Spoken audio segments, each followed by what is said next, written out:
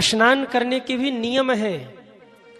आप नहाते हैं, हमारे यहाँ शास्त्रों में स्नान करने का भी नियम बताया गया है। स्नान का मतलब केवल ये नहीं कि साबुन लगा के नहा लिया हो गया स्नान।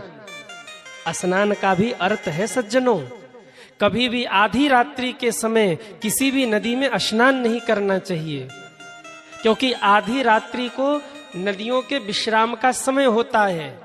अब भाई लोग कहेंगे कि महाराज जी, कभी ऐसा समय आया, ऐसा भी समय आता है कि भाइयों को किसी की मृत्यु हो गई तो उसको लेके आधी रात को ही शमशान में पहुंचना होता है और फिर लोग स्नान करते, तो क्या करें?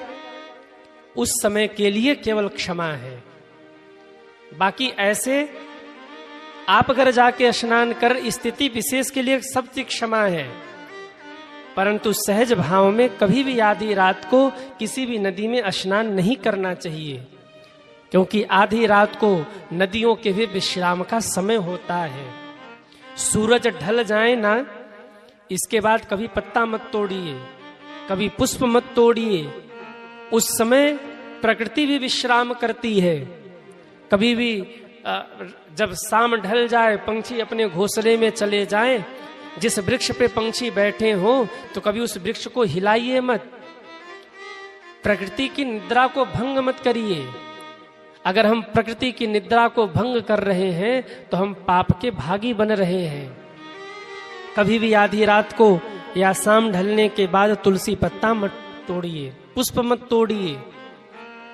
आधी रात को उनके भी विश्राम का समय होता है। और ध्यान रखिए, कुछ समय ऐसे हैं जिस समय हमारे शरीर पर वस्त्र जरूर होना चाहिए। कौन कौन से समय हैं? स्नानम दानम तथा होमम, शयनम गमनम भुजिम। स्नान करते समय हमारे शरीर पर वस्त्र जरूर होना चाहिए।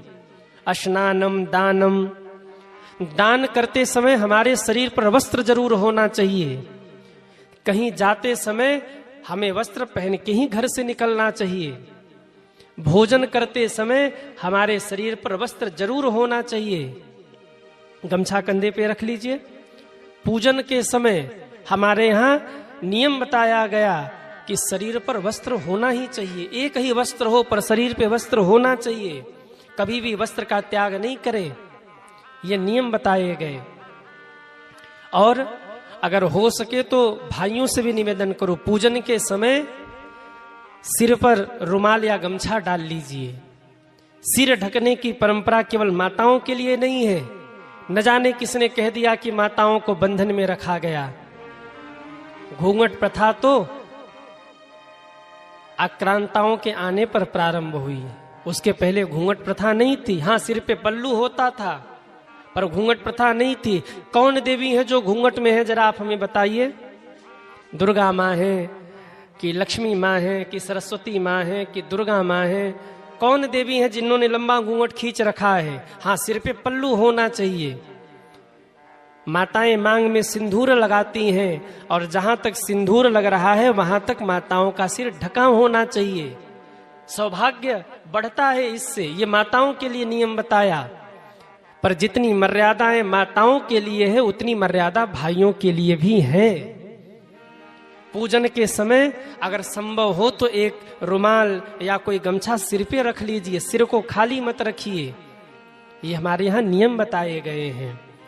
स्नानम दानम तथा होमम, शयनम गमनम भुजिम। विश्राम करते समय, रात्रि शयन करने जाइए, शरीर पर वस्त्र जरूर होना चाहिए। दान करते समय, रास्ते में कहीं जाते समय, भोजन करते समय, पूजन करते समय शरीर पर वस्त्र होना चाहिए। भगवान ने गोपियों का चीर इसीलिए चुराया क्योंकि भगवान यही शिक्षा देना चाहते थे। तो स्नान की क्या मर्यादा है? कभी भी स्नान ये नहीं कि बाल्टी में भरा पानी और नहा लिया। स्नान का नियम समझिए। मात्र स्नान करने मात्र से ब्रह्मा, विष्णु और महेश, ये तीनों ही देव आपके जीवन में आते हैं। कैसे? शास्त्र कहते हैं जब आपने हाथ में जल उठाया तो आप ये मान लीजिए कि आप ब्रह्मा बन गए। ये अनुभव करिए कि ब्रह्मदेव की कृपा मुझे प्राप्त हुई, क्योंकि गंगा जल भगवान के ब्रह्मा के कमंडल में, क्योंकि भगवान के चरणों को धो करके चरण का धोवन ब्रह्मा जी ने कमंडल में रखा। तो आप ये मानिए कि ब्रह्मदेव की कृपा मिल गई, और इसके बाद आपको अपने पैरों पर जल डालना चाहिए। कभी भी डायरेक्ट सिर पे आप जल डालिएगा, टेम्परेचर विपरीत है, हार्ट अटैक का खतरा बढ़ जाएगा। विज्ञान आप शोध करके रिसर्च करके देख लेना, कभी भी डायरेक्ट स्नान करते समय सिर पे जल नहीं डालना है। ये आज्ञा हमारे शास्त्र पहले कर चुके हैं कि हाथ में जल लेकर पहले पैर पर जल डालिए, ताकि शरीर का जो तापमान है वो एक लेवल में हो जाए। इसके बाद आप सिर पे डालिए जल। जब आप पैर पे जल डाल रहे हैं तो ऐसा मानिए कि हमारे ऊपर भगवान विष्णु की कृपा बरस रही है, और जब आप सिर पे जल डालिए तो ये मानिए कि हमारे ऊपर महादेव की कृपा बरस रही है। स्नान करते समय एक मंत्र यदि आपको याद हो तो आप ये मंत्र जरूर बोलिए। गंगे च यमुने चैव गोदावरी सरस्वती नर्मदे सिंधु कावेरी जलेस्मिन सान्निधिम कुरुम। ये श्लोक आप बोलिए स्नान करते समय। आप कहेंगे कि महाराज जी अगर ये श्लोक न याद हो तो 3 लोगों का स्मरण आप करिए स्नान करते समय। किसका किसका? पहले नारायण भगवान का स्मरण करिए। क्यों? जल के देवता हैं नारायण भगवान। आप जिस जल से स्नान कर रहे हैं वो जल पे आपका अधिकार नहीं है। याद रखिएगा, भोजन करने से पहले अन्नपूर्णा माँ को प्रणाम किया जाता है, क्योंकि भोजन पे हमारा अधिकार नहीं है। अन्नपूर्णा माँ की कृपा से हमें भोजन मिल रहा है, इसलिए अन्नपूर्णा माँ को प्रणाम करना चाहिए। ऐसे ही स्नान करने से पूर्व नारायण भगवान को प्रणाम करिए, क्योंकि जल पे नारायण भगवान का अधिकार है। नारायण भगवान को स्मरण करिए, अपने इष्ट को स्मरण करिए, और तीसरे समस्त नदियों का आवाहन करके आप जल से स्नान करिए। कई लोग होते हैं वैसे गाना नहीं गाएंगे, लेकिन जब वॉशरूम में स्नान करने पहुंचेंगे तो जोर जोर से गाना गाएंगे। आप में भी कोई ऐसा है जो वॉशरूम में स्नान करने जाए तो जोर जोर से गाना गाता है? हमने अक्सर देखा है। हमारी भी टीम में एक बालक है, ऐसे गाना नहीं गाएंगे। जब नहाने जाएंगे तो हम कहते रहे उसको चुप कराओ, पहले चिल्ला रहा है। वो भक्ति गाता है, बात अलग है, पर गाते जरूर हैं। आप वॉशरूम में स्नान करने जाइए तो वो सांसारिक गीत मत गाइए। वो एक पवित्र संस्कार आपके जीवन में हो रहा, आपके तन की शुद्धि हो रही है। भगवान के नाम का चिंतन करिए। अरे कुछ नहीं कह सकते तो हर हर गंगे हर हर गंगे हर हर गंगे इतना तो कह सकते हैं। हर हर गंगे कह दिया, गंगा स्नान का फल आपको मिल जाएगा। तो इस प्रकार से आप स्नान करिए। केवल साबुन लगा के नहा लेना ये स्नान नहीं। एक महात्मा कह रहे थे, हर व्यक्ति के शरीर में 3.5 करोड़ रोए हैं, और स्नान का मतलब ही है जब तक दिन भर में 3.5 करोड़ बार भगवान का नाम न लो तब तक स्नान होता नहीं है। अब आप कहेंगे महाराज तब तो हम बिना नहाए ही रह गए जीवन भर, क्योंकि इतना संभव ही नहीं है। तो क्या करें? सनातन की यही तो महानता है कि हर चीज का विकल्प है अपने पास।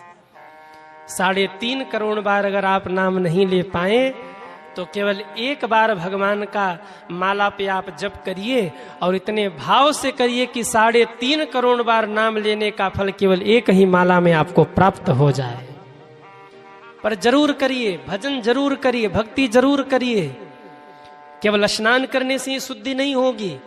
आप भगवान का नाम नहीं ले रहे तो आपकी शुद्धि होने वाली नहीं है।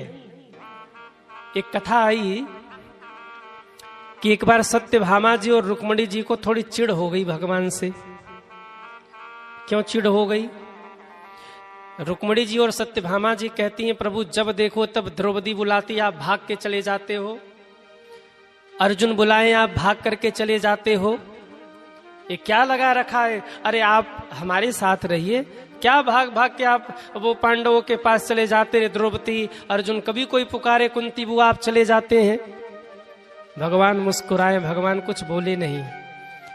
रुक्मिणी जी और सत्यभामा जी को जलन हो गई कि लगता है द्रौपदी ने कोई टोना टुटका कर दिया है, पांडवों ने कोई टोना टुटका कर दिया भगवान के ऊपर। भगवान भागे भागे जाते हैं। एक दिन ये देखने के लिए कि भाई क्यों भगवान भागे भागे जाते हैं, रुक्मिणी और सत्यभामा दोनों लोग आए हैं भगवान के साथ में पांडवों के पास, जहां द्रौपदी भी थी। द्रौपदी मैया केस बांध रही थी, चोटी बांध रही थी। भगवान ने कहा, बहन तुम क्यों परिश्रम कर रही हो? रुक्मिणी और सत्यभामा आई हैं, ये चोटी गूंथ देंगी। अब रुक्मिणी और सत्यभामा जी ने कहा, यही मौका है, चोटी नहीं गूंथेंगे, एक एक बाल उखाड़ लेंगे, बाल के सिर के। अब बताते हैं, रुक्मिणी जी और सत्यभामा जी पहुंची और ज्यों चोटी गूंथने लगी